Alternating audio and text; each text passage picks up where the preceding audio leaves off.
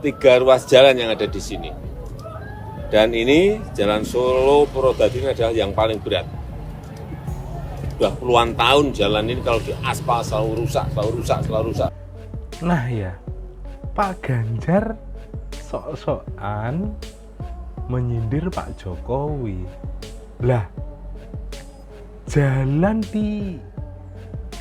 jalan Solo Grobogan puluhan tahun itu yang menyelesaikan Pak Jokowi, gitu loh ya.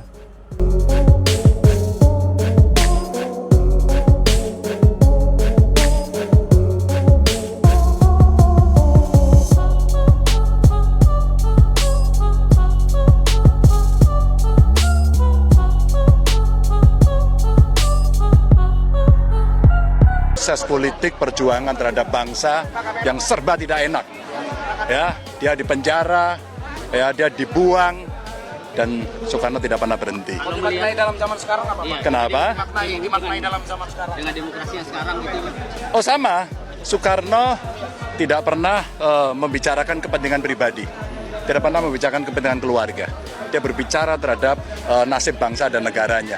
Maka anak-anak muda memang kalau kita mau belajar dari Soekarno, ya apinya ini yang diwarisi, jangan abunya. Apa? Apinya api perjuangan yang tidak pernah menyerah, tidak pernah takut. Kalau dulu melawan Belanda, Soekarno bilang, nanti kamu akan melawan bangsamu sendiri. Rasa-rasanya hari ini terjadi itu.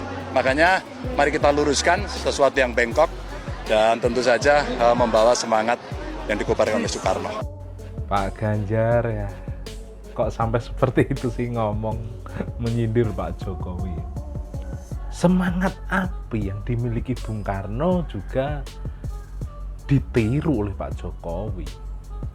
Pak Jokowi nggak takut untuk melawan Uni Eropa. Pak Jokowi nggak takut untuk melawan negara-negara Barat, gitu. Soal hilirisasi, soal pengembalian aset-aset dari negara asing, Jokowi nggak takut melakukan itu. Dan Jokowi juga nggak mau diatur oleh ketua-ketua partai untuk ini dan itu,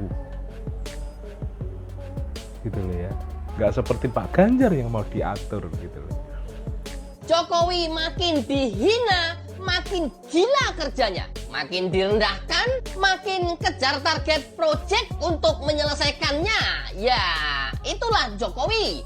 Jokowi tidak pernah peduli dengan kelompok-kelompok yang selalu nyinyir, memfitnah, mencaci maki, merendahkan, dan menebarkan hoax setiap harinya. Karena tahu bahwa rakyat lebih penting. Dan Jokowi tidak pernah peduli dikatakan pengkhianat sekalipun. Jokowi berprinsip lebih baik dikatai menjadi pengkhianat partainya, tapi tidak menjadi pengkhianat bangsa, negara, dan rakyat Indonesia. Itulah Jokowi. Eksistensi dan komitmen kerja Jokowi terus makin giat, makin gencar di penghujung masa jabatannya. Setidaknya kunjungan kerja Jokowi dalam satu hari bisa 2-4 lokasi jauh masuk ke pelosok penjuru negeri ini. Tapi ini kadang wartawan nanyanya ngeyek juga ya. Nanyanya pakai mancing lagi ya kan. Udah tahu doi gedek banget ya kan, kalah 16%. Saja wartawan yang gorengnya. Gokil wartawan. Ya tapi nggak apa-apa sih dengan begitu ya kan, kita sampai sekarang jadi tahu kan si 16% ini ya ternyata sampai sekarang benar-benar masih sakit hati banget ya. Udah siap-siap packing ya bininya ya. Ya kan mau ke istana tahu-tahu kalah cuma 16%. Harusnya banyak-banyak koreksi diri ya kan. Dengerin tuh omongannya Pak BP tuh, Pak Bambang Pacul tuh, gitu-gitu juga gue suka tuh ya kan. Kalau kamu, nih katanya Pak Bambang Pacul nih, loh kalau kamu ya kan masih Korea dan belum jadi apa-apa, nggak boleh marah-marah. Nah lo masih Korea aja belum jadi apa-apa aja udah marah-marah. Ya kan, ingat hati-hati sama orang baik dan orang cantik ya kan ya. Tapi yang kita bahas kali ini kan orang baik kan. Nah Pak Jokowi dan keluarganya itu rata-rata orang baik. Bahkan sampai sekarang pun ya bukti korupsi dari Pak Jokowi dan keluarganya kagak ada. Dan lo gue bilangin satu hal, selama lo tinggal di Indonesia dan sebagai warga Indonesia, lo nggak usah munafik pade.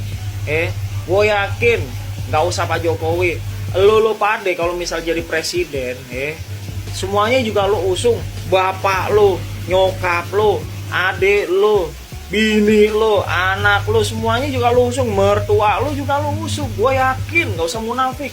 Tapi ada tapinya, bisa kerja kagak? Jangan cuma bisa ngomong debat doang. Gue sih seneng-seneng aja, nggak masalah di nasib politik. Mau keluarga Pak Jokowi, semua anaknya, bininya, semuanya kan keluarganya nggak apa-apa diusung asalkan bisa kerja. Dan udah terbukti, kan kinerjanya mereka pade, kan nggak apa-apa, kan. Dan Pak Jokowi mempercayakan, kan kinerja penerusnya itu kepada Bapak Prabowo, kan nggak apa-apa. Kan kenapa? Asal bisa kerja, potensinya ada. Apalagi Pak Prabowo nggak berpotensi untuk korupsi. Duitnya triliunan. Nah lo duit aja boro-boro triliunan kan.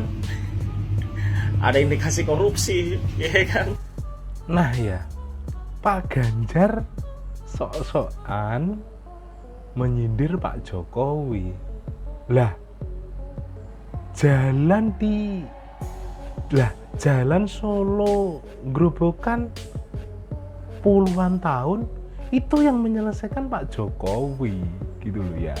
Jadi kok sampai sebegitunya sih menyindir Pak Jokowi karena masih sakit hati akan pilpres yang lalu gitu. Apa tidak kapok, suaranya jeblok, sopennya jeblok karena terus menghujat Pak Jokowi. Dan ini ya proyek yang diselesaikan Pak Jokowi puluhan tahun, yakni Jalan Purwodadi Gemolong Sragen Solo. Pada seksi pertama yang totalnya adalah 161 miliar, total panjang 15 km Bapak. Ya, ini saya ingin melihat selesainya seluruh ruas jalan yang kita kerjakan dengan impres jalan daerah IJD yang totalnya di seluruh tanah air Indonesia itu 14,6 triliun rupiah total 2023. Kemudian kita berikan untuk Jawa Tengah itu 1,3 triliun rupiah untuk Jawa Tengah yang dipakai untuk memperbaiki yang gede kurang lebih 40 ruas jalan. Di Sragen sendiri diberikan 204 miliar rupiah untuk membangun berapa ruas? 3 ruas jalan yang ada di sini. Dan ini Jalan Solo Purwodadi ini adalah yang paling berat. Sudah puluhan tahun jalan ini kalau diaspal selalu rusak setiap tahun pasti rusak. Karena memang tanahnya tanah yang dinamis. Sehingga kita bangun ini memang biayanya jauh lebih besar. Untuk Jalan Solo Purwodadi memakai rigid beton. Biayanya besar, tapi saya lihat tadi bagus. Sana saya lihat bagus, mulus, dan kita harapkan ini lebih awet daripada kita aspal lagi. Ya.